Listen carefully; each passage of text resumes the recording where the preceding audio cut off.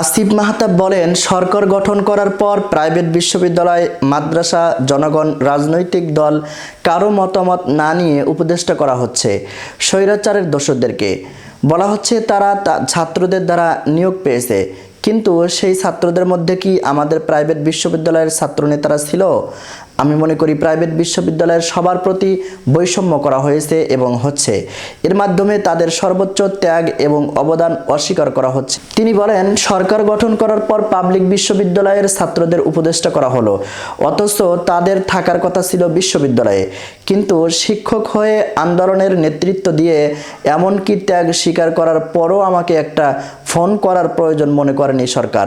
দেশ স্বাভাবিক করার জন্য আমার থেকে কোনো পরামর্শ নেওয়ার প্রয়োজন হয়নি, যেখানে আমি জনমুখী রাজনীতি এবং স্বৈরাচার বিরোধী আন্দোলন করেছি 15 বছর ধরে।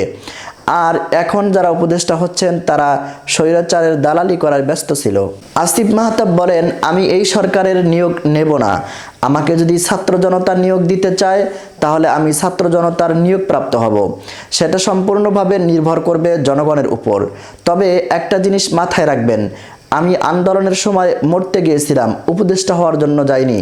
আপনারা কেউ যখন আমাকে চেনেন না তখন থেকে আমি সংগ্রাম করে আসছি, কোনো কিছুই চেনা পরিচিত পাওয়ার জন্য করিনি। ছাত্র আন্দোলনে নিজের ত্যাগের বর্ণনা দিয়ে তিনি বলেন, বৈষম্য বিরোধী ছাত্র সমন্বয়করা ডিবি অফিসে ছিলেন, সেই নেতৃত্ব দেওয়ার কারণে আমিও ডিবি অফিসে ছিলাম। আমরা ঠিক একই সময়ে একই অফিসে ছিলাম। তবে শেষ পর্যন্ত আমি কারাগারের ভেতরে আর তারা বাইরে চলে এসেছিলেন। তখনও ডিবি আমাকে মারধর করে ইনিয়ে বিনিয়ে বলেছিল যাতে আমি বের হয়ে আন্দোলনের বিপক্ষে বলি, কিন্তু আমি রাজি হইনি।